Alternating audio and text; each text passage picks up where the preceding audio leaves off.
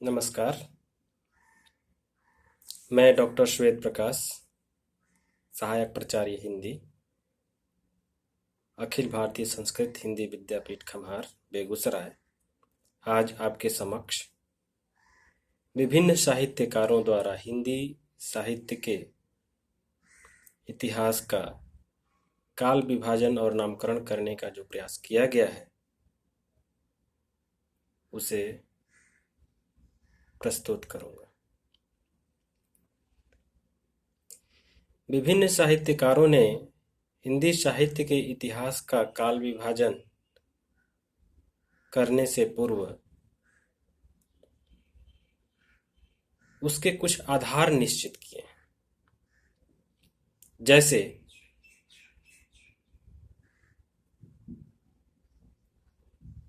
काल विभाजन साहित्यिक प्रवृत्तियों की समानता के आधार पर होना चाहिए। कालों का नामकरण यथासंभव मूल चेतना या प्रधान प्रवृत्ति को आधार बनाकर किया जाना चाहिए। कालों का सीमांकन मूल प्रवृत्तियों के आरंभ और समापन के अनुसार किया जाना चाहिए और काल की मूल प्रवृत्ति का निर्धारण प्रमुख ग्रंथों के आधार पर किया जाना आवश्यक है। इन चार आधारों पर विभिन्न इतिहासकारों ने हिंदी साहित्य के काल विभाजन का प्रयास किया है। हिंदी साहित्य का काल विभाजन करने का सर्वप्रथम प्रयास जॉर्ज ग्रियर्सन ने किया। उन्होंने अपने समय तक के हिंदी साहित्य के इतिहास को 12 वर्गों में बांटा है। प्रत्येक अध्याय एक कालखंड को व्यक्त करता है। उन्होंने लेखकों और कवियों का काल क्रमानुसार वर्गीकरण किया है। ये 12 वर्ग इस प्रकार हैं। पहला चारण काल, दूसरा 15वीं शताब्दी तक का धार्मिक पुनर्जागरण, तीसरा जायसी की प्रेम कविता, चौथा ब्रज का कृष्ण संप्रदाय, पांचवा मुगल दरबार, छठवां तुलसीदास, सातवां रीति काव्य, आठवां तुलसीदास के अन्य प्रवर्ती कवि,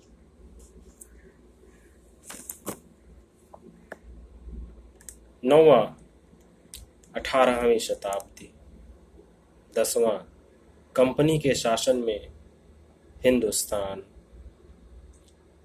11वां महारानी विक्टोरिया के शासन में हिंदुस्तान और 12वां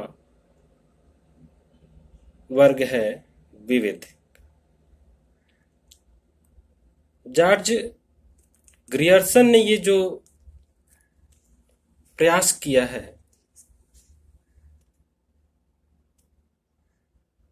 उसमें वैज्ञानिकता का अभाव है।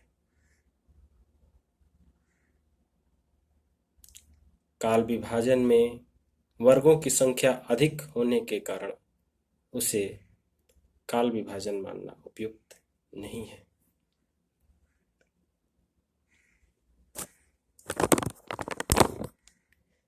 इनके पश्चात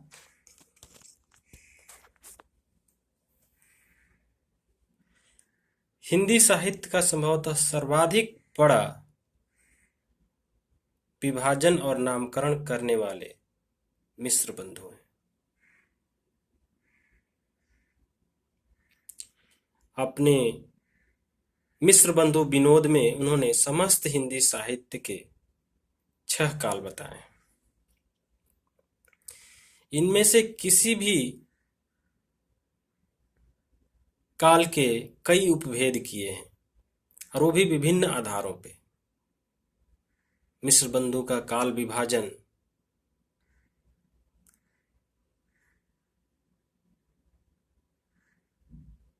विभिन्न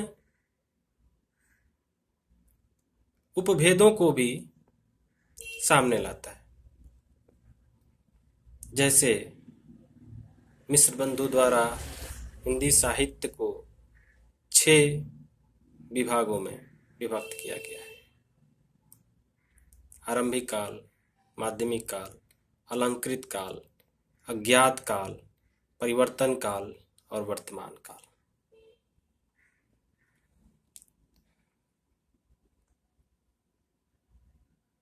आरंभिक काल, माध्यमिक काल और अलंकृत काल को तो इन्होंने 2 उपभागों में भी विभक्त किया है। जैसे आरंभिक काल को पूर्व आरंभिक काल और उत्तर आरंभिक काल, माध्यमिक काल को पूर्व माध्यमिक काल और प्रौढ़ काल, अलंकृत काल को पूर्व अलंकृत काल और उत्तर अलंकृत काल। इस प्रकार का यह विभाजन असंगत है, क्योंकि इसमें हिंदी को पीछे ले जाकर अब भ्रंश काल को भी समाविष्ट कर लिया गया है और कालों के नामकरण एक जैसी पद्धति पर नहीं है तथा कालों की संख्या भी अधिक है। अतः इसे उचित काल विभाजन नहीं माना जा सकता। सन 1929 ईस्वी तक हिंदी साहित्य के इतिहास का यह महत्वपूर्ण प्रश्न असंगत निर्णयों का शिकार रहा। वास्तविकता तो यह है कि इसी वर्ष महत्वपूर्ण प्रश्नों को सुलझाने का सर्वप्रथम प्रयास आचार्य रामचंद्र शुक्ल जी ने किया। उन्होंने हिंदी साहित्य का इतिहास, जो कि सन 1929 में ही हिंदी शब्द सागर की भूमिका के रूप में सर्वप्रथम तथा एक पुस्तककार के रूप में सन 1940 ईस्वी में ही प्रकाशित हो चुका था। आचार्य रामचंद्र शुक्ल जी द्वारा वर्गीकृत काल विभाजन और नामकरण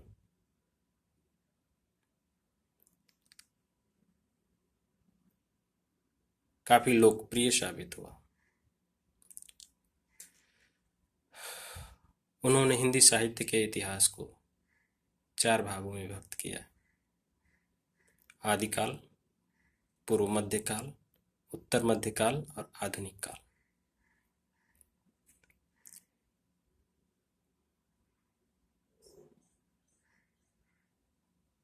आदिकाल को उन्होंने वीरगाथा काल कहा है और उसे विक्रम संवत 1050 से 1375 विक्रमी तक रखा है।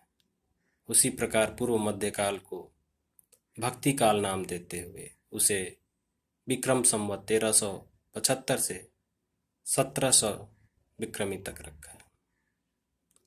उत्तर मध्यकाल को रेती काल नाम दिया है और उसे विक्रम संवत 1700 से 1900 तक रखा गया है। आचार्य रामचंद्र शुक्ल ने आधुनिक काल को गद्य काल कहते हुए उसे 1900 से 1984 तक रखा। शुक्ल जी द्वारा प्रदत्त ये काल विभाजन और नामकरण निसंदेह पूर्ववर्ती प्रयासों की तुलना में अत्यधिक सशक्त, सारगर्भित, आधारयुक्त और वैज्ञानिक था।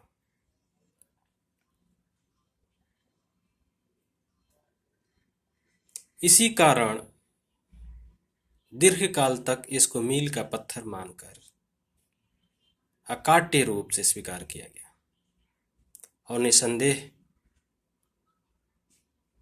यह अत्यंत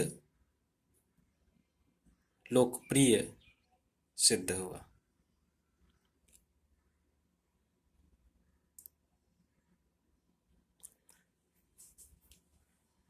हिंदी साहित्य के इतिहास का काल विभाजन और नामकरण की दिशा में डॉक्टर राम शंकर शुक्ल रसाल ने अपनी पुस्तक हिंदी साहित्य के इतिहास में एक नया वर्गीकरण प्रस्तुत किया। उन्होंने हिंदी साहित्य को पहले 3 प्रधान कालों में बांटा: और प्रत्येक के दो दो नाम दिए। उसके पश्चात प्रत्येक के दो दो उपवर्ग भी किए। जैसे सर्वप्रथम 3 प्रधान काल आदिकाल, मध्यकाल और आधुनिक काल में बांटा। इसके पश्चात आदिकाल को बाल्यावस्था नाम देते हुए उसे पूर्वार्ध संवत और उत्तरार्ध संवत दो दो उपवर्ग किए। मध्यकाल को किशोरावस्था नाम देते हुए उसे पूर्वार्ध संवत और उत्तरार्ध संवत में रखा। उसी प्रकार आधुनिक काल को युवावस्था नाम देते हुए उसे परिवर्तन काल संवत और वर्तमान काल संवत के अंतर्गत रखा। इस प्रकार रसाल जी ने आदि काल को जय काव्य काल तथा रीति काल को कला काल जैसी संज्ञाएं भी दी। इनके द्वारा काल विभाजन अनेक दोषों से ग्रसित होकर रह गया है और इसी कारण वह मान्य भी नहीं हो सका। डॉक्टर राम कुमार वर्मा ने हिंदी साहित्य का आलोचनात्मक इतिहास में एक नवीनता प्रस्तुत की है।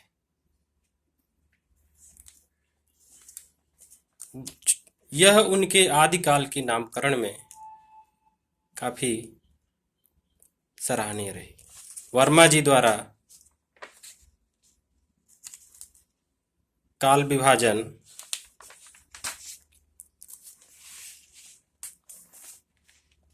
के रूप में संधि काल, चारण काल, भक्ति काल, रीति काल और आधुनिक काल, ये 5 विभेद किए गए।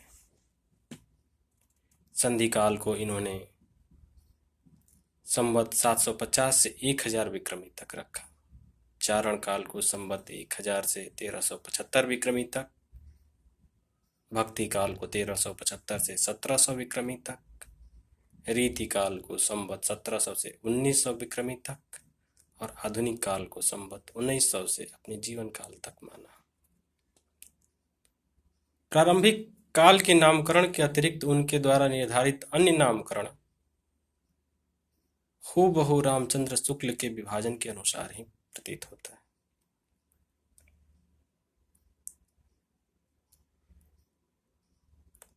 आचार्य हजारी प्रसाद द्विवेदी ने भी हिंदी साहित्य के इतिहास का काल विभाजन करने का प्रयास किया है।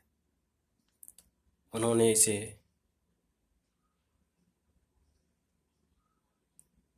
चार भागों में विभक्त किया: आदिकाल, भक्तिकाल, रीतिकाल और आधुनिक काल। आदिकाल को उन्होंने संवत 1000 से 1350 विक्रमी तक रखा, तो भक्ति काल को संवत 1350 से 1700 विक्रमी तक, रीति काल को उन्होंने संवत 1700 से 1900 विक्रमी तक रखा और आधुनिक काल को संवत 1900 से अपने जीवन काल तक।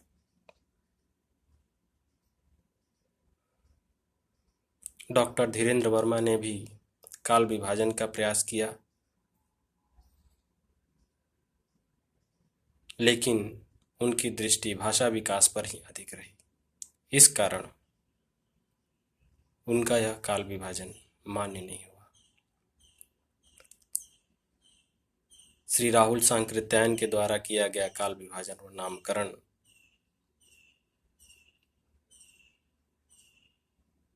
करने का भी प्रयास किया गया।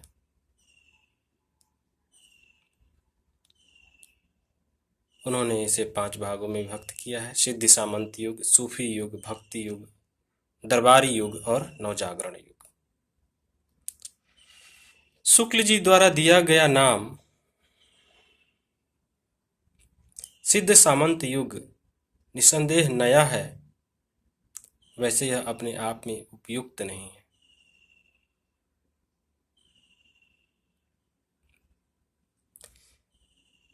अब हम देखते हैं कि विभिन्न कालखंडों के क्या क्या नाम दिए गए हैं और उनके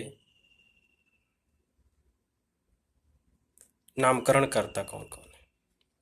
जैसे आदिकाल को वीर गाथा काल कहने वाले आचार्य रामचंद्र शुक्ल जी हैं, उसी प्रकार आदिकाल को अन्य नामों से भी अभिहित किया गया है, जैसे आदिकाल, चारण काल, बीज वपन काल, सिद्ध सामंत युग,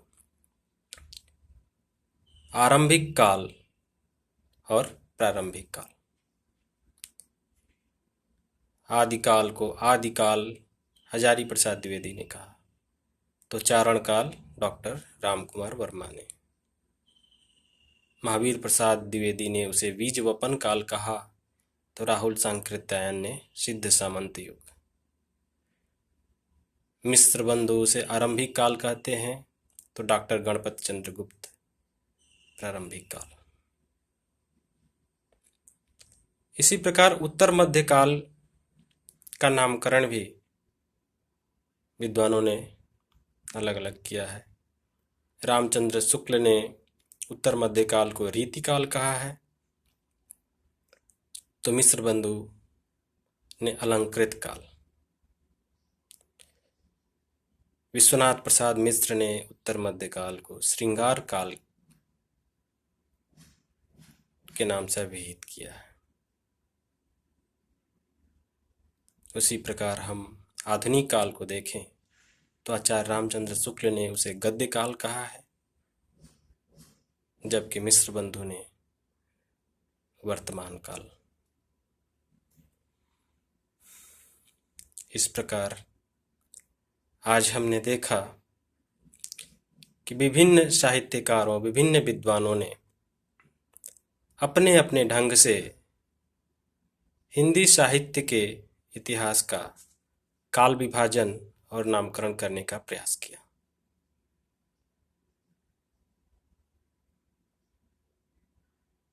इस नामकरण में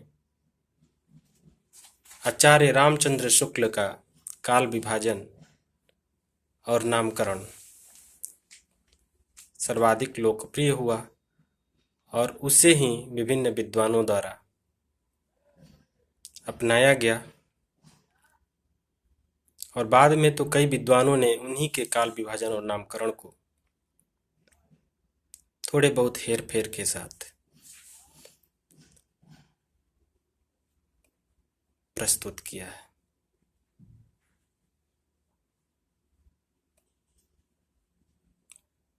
तो दोस्तों, ये वीडियो आपको कैसा लगा, आप हमें कमेंट करके ज़रूर बताएं, और इसकी अगली कड़ी जल्दी आपके सामने मैं प्रस्तुत करूंगा। धन्यवाद।